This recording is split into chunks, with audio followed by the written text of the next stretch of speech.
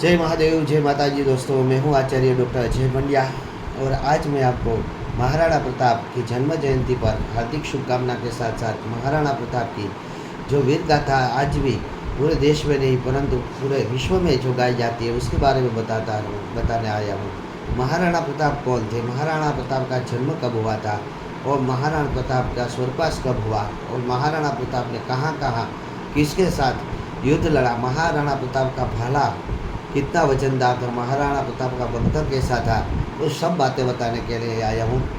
दोस्तों, अगर हम जाने तो महाराणा प्रताप का जन्म उदयपुर के मेवाड़गढ़ में संवत 1557 में ज्येष्ठ सुद तृतीया और रविवार को हुआ था, यानी कि 30 के दिन हुआ था। इत्तेफाक से कल भी रविवार है और ज्येष्ठ सुद तीज यानी कि महाराणा प्रताप की जन्म जयंती है। तो आप सभी को पहले तो महाराणा प्रताप की जन्म जयंती की हार्दिक शुभकामनाएं। सिसोदिया राजवंश के वो राजा थे, उनके नाम इतिहास में आज गर्व से लिया जाता है। वीरता, शौर्य, त्याग, पराक्रम की भावना उन्होंने इस देश के लिए बहुत कुछ दिया है। इस देश के लिए जो महाराणा प्रताप ने किया वो शायद कोई कहीं का राजा ही कर पाए हैं। महाराणा प्रताप के जिसके पास एक चेतक नाम का घोड़ा था, ये चेतक नाम का घोड़ा भी महाराणा प्रताप से बहुत प्यार करता था। महाराणा प्रताप की हर आज्ञा का वो पालन करता था और ऐसे इतिहास में आज उसका नाम भी दर्ज है। महाराणा प्रताप जब भी युद्ध में जाते थे तो चेतक नाम के घोड़े पर ही सवार होते जाते थे। वो कभी ना दुश्मनों से झड़ता था और ना ही दुश्मनों के पीछे हट करता था। चेतक के भीषण वारों से कभी न डरने वाला घोड़ा था। कोई भी दुश्मन अगर उस पर तलवारों से भी वार कर दे तो कभी उसकी परवाह नहीं करता था और महाराणा प्रताप को उसके बीच से निकाल लाता था। यह कहते हैं कि महाराणा प्रताप ने जब एक युद्ध किया था तब वो 26 फीट का नाला लाग गया था, यानी कि महाराणा प्रताप को इतना जो वीरता प्राप्त हुई है उसमें चेतक का सबसे बड़ा हाथ था। यूँ देखें तो चेतक का रंग नीले जैसा था। हल्दी घाटी के युद्ध में चेतक ने महाराणा का बहुत अच्छा साथ दिया था। तब चेतक के नाम पे महाराणा जैसे कुर्बान होने को तैयार हो, ऐसी बातें सामने आई थी। इतिहासकार लिखते हैं कि चेतक पर सवार होकर जब महाराणा प्रताप निकलते थे तो अच्छे उनको सिर्फ चेतक की आगमन की सवारी देखकर ही भाग जाते थे। दुश्मन को भगाने में चेतक का भी सबसे बड़ा योगदान रहा है। अकबर के साथ जब युद्ध हुआ था तब मानसिंह के नेतृत्व वाली अकबर की सेना ने जब महाराणा प्रताप पर हमला कर दिया था तब चेतक ने महाराणा प्रताप को सुरक्षित निकाल लिया था और अकबर के योद्धाओं की हार हुई थी। महाराणा प्रताप चेतक को प्यार से बुलबुल कह के बुलाते थे। चेतक की अपेक्षाकृत अगर ऊंचाई मानी जाए तो 14.2 सेंटीमीटर से 15.2 सेंटीमीटर तक थी। कई बार ऐसे ही महायुद्ध में से बीच में से अगर दुश्मनों ने आक्रमण कर दिया हो तो चेतक अपने महाराणा प्रताप की जान बचाने के लिए 25-25, 26-26 फीट का छलांग लगा देता था। चेतक पर यूँ ही नहीं कहीं कवियों ने काव्य लिखे हैं। बहुत कवियों ने चेतक पर तो अच्छे काव्य लिखे हैं। महाराणा प्रताप की जितनी वीरता की तारीफ की जाती है उसी तरह चेतक की भी बहुत अच्छी तारीफ कवियों ने की है।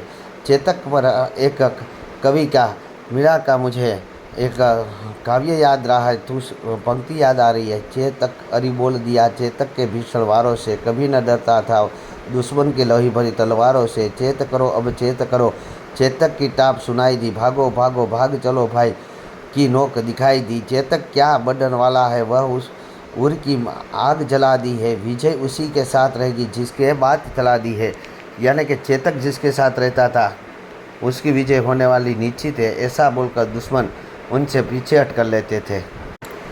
महाराणा प्रताप के बारे में जो इतिहास पढ़ाया गया है वो कहीं पर जगह पर गलत भी है। महाराणा प्रताप की वीरता और शौर्यता इतनी बढ़ाई नहीं गई जो महाराणा प्रताप ने जितने पराक्रम किए थे। महाराणा प्रताप ने मेवाड़, चित्तौड़गढ़ के साथ साथ कई राज्यों को जीता था और अपनी शूरवीरता से दिखा था। मंगल कई सम्राट को उसने परास्त किया था। अकबर जो उनका सबसे बड़ा दुश्मन था, लेकिन जब महाराणा प्रताप के मृत्यु का समाचार अकबर को लाहौर में मिले तब अकबर की भी आंख में आंसू आ गए थे और उसने भी बोला था कि ऐसा शूरवीर आज तक हमने देखा नहीं। तो इस वीर की गाथा जो हमसे हिंदुस्तान में छुपाई गई है, और मैं तो ये कहता हूँ कि शूरवीर की गाथा अब हमारे बच्चे को प्राथमिक शाला में ही पढ़ानी चाहिए। यही लोग कहते हैं कि हल्दी घाटी में महाराणा परास्त हुए थे, लेकिन महाराणा प्रताप ने इससे पहले उसी के बारे में कई युद्ध विजय के जीते थे। अब महाराणा प्रताप के पास कैसा हथियार था और उसके साथ शस्त्र कैसे थे ये बताता हूँ। तो दोस्तों, उनके भाले का वजन 81 से लेकर 84 किलो वजन था और उनके साथी का कवच 72 किलो का था। उनके तलवार भी बहुत ही वजनदार हुआ करती थी। उनकी दोनों तलवार और का वजन भी खूब बहुत था। उनको मिलाकर उनको 208 किलो का था। और महाराणा प्रताप का वजन 110 किलो और हाइट 7 फीट 5 इंच थी। महाराणा प्रताप की तलवार, कवच आदि सामान उदयपुर राजघरों में संग्रहालय में आज भी सुरक्षित है और उसमें भी 81 केजी का भाला और 72 केजी का कवच अभी भी सुरक्षित है, जिनको देखने के लिए आज भी सैलानी वहां पहुंचते हैं और उनको देखकर अपने राजा पर गर्व अनुभव करते हैं। महाराणा पर अपनों ने ही दगा किया था, तभी वो वीर गति को प्राप्त हुए होते हैं। महाराणा प्रताप की मृत्यु 29 जनवरी 1597 को हुई थी, ऐसा इतिहास मिलता है। और उनके बाद उनके बेटे अमर सिंह ने उसका उत्तराधिकारी बनाया था।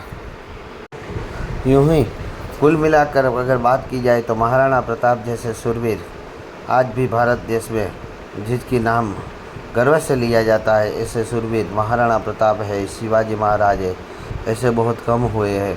और आज कल जो चुनाव वहाँ हुए उसके पीछे भी जब हम कहें तो महाराणा प्रताप का इतनी बड़ी ज़ोर शोर से उल्लेख किया गया कि लोगों को आज महाराणा प्रताप के बारे में, छत्रपति शिवाजी के बारे में जानना ही पड़ेगा, तभी हम हमारी वीरता को जान पाएंगे। अस्तु, जय हिंद, भारत माता की जय। महाराणा प्रताप की जन्म जयंती पर आपको हार्दिक शुभकामनाएं।